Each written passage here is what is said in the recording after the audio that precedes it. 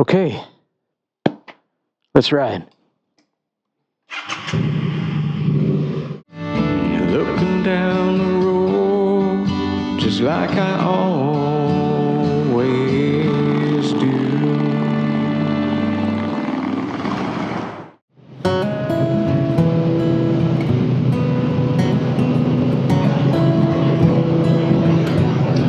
Well, hello everybody. My name is Philip. Thanks for checking out my channel. I realize I guess I say hello everybody, and maybe really I should just be saying hello Mom. Thanks for checking out my channel. I really don't know if anyone's going to check this out, but if you are here, thanks. I'm going to tell you a little bit about who I am in this first video, maybe what it is that I'm doing here with this new channel called The Inner Road, what my purpose is, what my hopes are for it. As I say, my name is Philip, and I am a research psychologist.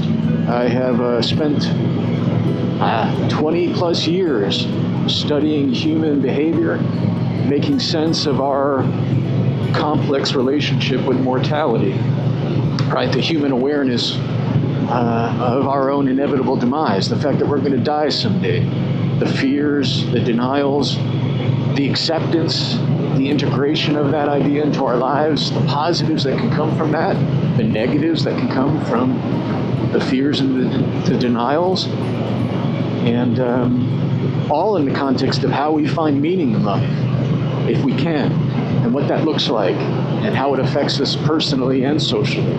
That's what I've done for the past 20 years. I'll put some slides up, some cards up, showing you some things. You can put some links in the description if you want to learn a little bit more about that. And over time, as these videos develop, I'm going to talk about that work and my ideas and other people's ideas. But today I just want to kind of introduce you to who I am and what led me to this video and this channel. So, as I said, I published my first paper in 2004, my first research article, and been working on those data since 2001, right? So you're talking 24 years I've been a research psychologist. I've been a motorcyclist for just over 2 months. Just a couple days ago was 2 months on the road for me. And, 56 years old, getting on a motorcycle 2 months ago, why? Why would you do that? I've never even been on a motorcycle prior to that, not even as a passenger. And I guess the story I can tell about that is in 2013, a year after my marriage ended, I was doing everything I could to kind of distract myself from that, as we tend to do when we have pain in our lives. And some of the distraction was watching as much TV shows. Streaming wasn't quite what it is today, but I was able to get my hands on one of the Long Way documentaries. Ewan McGregor, Charlie Borman. My memory tells me it was The Long Way Down. I think that's the one that went through Africa. That's my memory of it. And, I've since seen all of them, Long Way Around, Long Way Up, the most recent one, Long Way Home. They're brilliant shows if you just want to watch two friends travel the world, experiencing motorcycles and culture and people, etc. It's great stuff. But I remember watching that show and falling in love with Africa. They did such a nice job with it. But also, the series, all the documentaries, all the shows, they're just a love affair to motorcycles and what motorcycles can give you and allow you to do, the isolation, but also the cultural aspect of it. It's kind of a combination of things. You're alone on the bicycle, but you're also in a community, and you can go places and visit places and find connections with others who are on motorbikes or not. And I really just kind of started getting this feeling like, gosh, I think I want to do that. Maybe that's what I need. I know, marriages tend to say midlife crisis kind of stuff, but I didn't do it. So I was living in England at the time. I ended up living in England for 17 years total. I'm in Virginia right now. That's where we're riding. And at the time, I was a assistant professor at a university, full-time tenure job, doing everything I could to keep the job. But I was also a working musician, semi-professional singer-songwriter. I was playing all through London and southeast of England, and I released in about 11 years' time, I released 5 CDs, 2 full-length albums, 3 EPs, and I was starting to get a little bit of success, small s success, right? Like my 3rd CD got produced by Simon Felice, brilliant singer-songwriter, one of the co-founders of the band the Felice Brothers, went on to have a brilliant solo career as a singer-songwriter, also became a really, renowned award-winning producer for the Lumineers, Bat for Lashes, Vance Joy, so many others. And he heard some of my demos and said, hey, come to the Catskills in New York and let's work on something together. Let me produce something for you. It was incredible for me. It was one of the most, I was a fan of the Felice Brothers. It was an incredible creative experience for me. So at the time, like I said, I didn't jump to get a motorcycle because I was just focused on work, music. I had a band that I would often play with, even just sometimes a trio. And, I had my car and I was always bringing us around with our gear to shows as best I could. And it just didn't make sense. As much as it was there, it got under my skin and became this sort of itch I wanted to scratch, the motorcycle thing, but it just didn't happen. And I pursued the music all the way through to 2020. 2020 came. We know what 2020 was for everybody with COVID. I lost 3 family members to COVID, 2 very close family members, and I lost my father to cancer, lymphoma in the heat of the first outbreak pre-vaccine. My mother got in a near-fatal car accident in February of 2020. Right, so 2020 to me was quite challenging. It was more challenging for others, but don't get it wrong. It was a bear of a year for me. And with venues shutting down and there was nowhere to play, and 11 years of it, putting out all that music, it just it became sort of natural for me to step back and just be like, okay, I gave it a really good shot. I had a little small success for an unknown singer-songwriter, but it wasn't, I didn't think it was really going anywhere, and it was taking a lot out of me, and 2020 took a lot out of me. So I just kind of stopped. And eventually I left my job at the university there in England and moved back to America, took a job at the university here in Virginia. Still doing the research that matters to me, existential work, understanding our relationship to death and living, what that all means. Again, I'll talk a little bit about that as hopefully these videos occur and develop. But that was that. I got here and I started, my job of being, alone in a new place, 17 years away from this country, no friends here other than the people I was getting to know at work. And I found myself doing what we all do too easily, which is just kind of cocooning in my new apartment and sitting on the couch and streaming and medicating and doing the things we do on our own. And I said, okay, suddenly that itch showed up again. And I was like, wait a second, I was going to get a motorcycle. And I look at these country roads that I'm driving around on out here in my car. This is the place to do it. I mean, it's beautiful in England too, don't get me wrong. But as you can see, I hope you can see the beautiful country roads here in Virginia. And it just suddenly struck me as I'm going to go ahead and I'm going to do this. I'm going to take this chance. I'm going to get out of my comfort zone.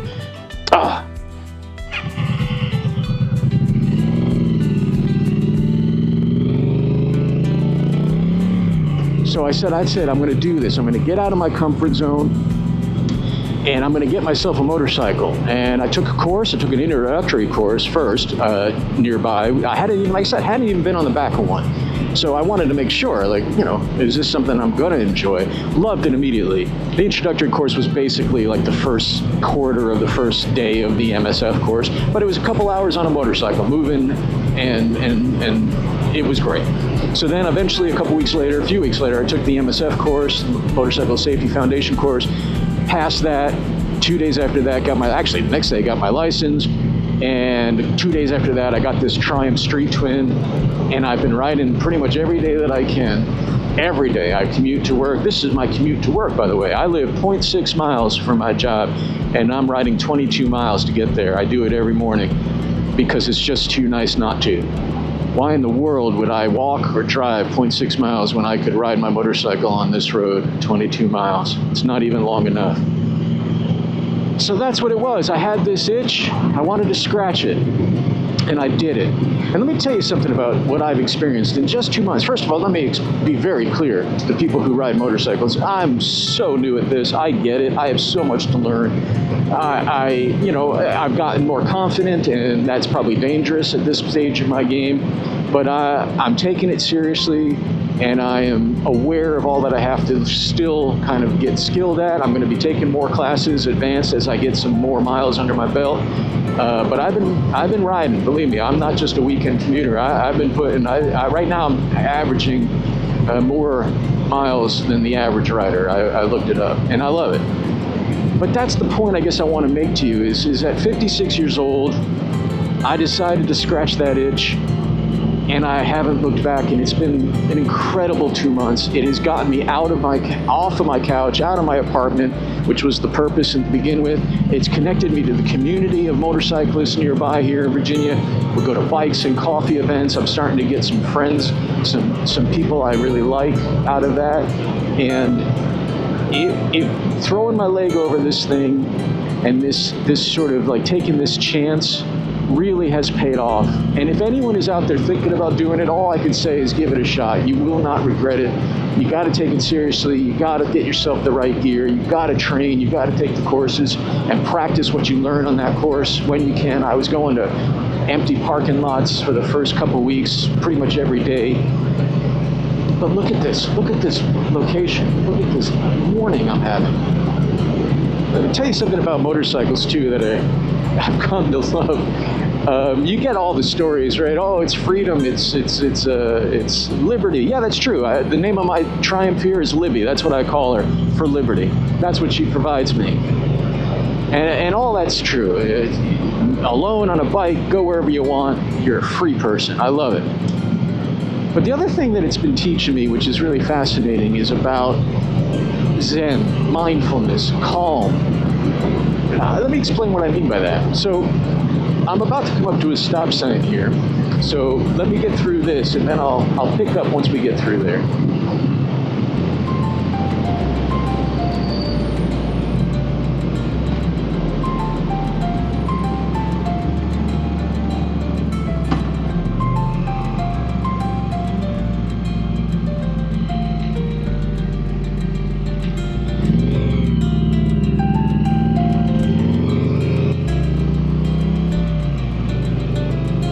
Okay, so I'm on the road again, heading back towards Charlottesville. And here's what I'm talking about. So you get the stories, right? Motorcycling, it's liberty, on the road, bugs in your teeth, go, high speed, all this kind of stuff. And it's kind of true. It's good fun. But there's something else that hits you right away once you start hitting the road on a motorcycle that no one told me about. Maybe it's out there, but I never saw it, and I didn't hear anyone telling these stories. So here I am, I'm going, nearly 50 miles an hour. And, obviously there are times you're 60, 70 miles an hour, whatever the speed limit is. That's all you do, of course. And you got your helmet on, and you're just doing everything you're supposed to be doing. All your training's kicking in. You're trail braking when you need to. You're looking ahead for threats. Deer, is there a deer coming out of these trees? Anything on the road I need to worry about? All that stuff. And then suddenly what happens, like always happens, is you get an unbelievable itch on your nose, right? and it's just there, and it's just like piercing itch. And normally, right, it's such an automatic process. We just scratch our nose, we just scratch the itch. Or maybe like now as the temperatures are cooling down sometimes in the morning, in the autumn here, your nose starts to run. And you're sitting here on a motorbike going 60 miles an hour, and there's nothing you can do. You have no choice. You just got to kind of sit there and be like, okay, I could pull over on the side of the road, lift up my visor, scratch my nose, get back on the road, but that just doesn't make a lot of sense. So what you're doing here, for the first time in my life, I've had to sort of be truly in the moment. So viscerally on this motorcycle, so viscerally right here on this road, on this bike, with my nose itching that I can't do anything about it, and I have to be okay with it. I have to overcome that automatic desire, that automatic instinct to just scratch the itch. And guess what happens? Eventually the itch goes away and you're a couple miles down the road and you're not thinking about that anymore. You're just in the moment again. You've always been in the moment. That's the point. And it's okay if your nose is running a little bit while you're doing it, because eventually it stops running. And eventually you're gonna be able to scratch the itch if it's still there, or wipe your nose if you want to. You're gonna come to a stop sign, a red light. Something's gonna enable that to happen. But I guess it just strikes me that this bike for the last 2 months has forced me to truly be in the moment, to find a place of center, to exist and live with discomfort that isn't really painful. You know, a bug's gonna hit me in the shoulder, a really big bug, and it's gonna kind of surprise me a little. Oh well, focus on the road, be in the moment. My nose is gonna itch, it's okay. It's okay. I don't have to scratch that itch. And it's just kind of funny to me that that's the first lesson I had when I started riding motorcycles just 2 months ago. Was all of this started because of an itch I wanted to scratch, which was shaking up my life, getting out of my comfort zone, forcing myself to do something, to learn something that I had no experience with, to try to get good at it, to enjoy it. And I guess that's the lesson I want to leave you with today. I leave you with today. I don't want to preach. I'm not, I say the lesson, I guess it's my lesson, right? Maybe it is just my mom listening to me right now. Maybe someone else is listening. I don't know. I'm doing this for me. And if someone else wants to watch and get something out of it, that'd be awesome. It'd be terrific. But I needed to learn that lesson. We all have itches we need to scratch. Some we need to do faster than others. But we also should just be peaceful and calm in the knowledge that eventually, if we trust ourselves and we lean into life and don't let life control us, we can scratch the itches we need to scratch, and we can get out of life more than it's taking from us. So that's all I want to say to you today is I ride. I'll let the video finish because there's a beautiful little stretch coming up here.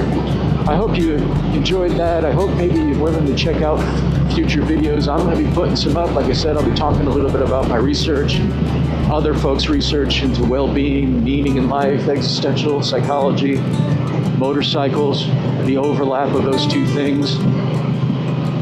And maybe we'll see you here again. If you want to comment, please do so. Ask a question, please do so. But like I say, your itch is going to get scratched eventually on your terms. Ride your ride. Have a great day, and I'll see you again soon.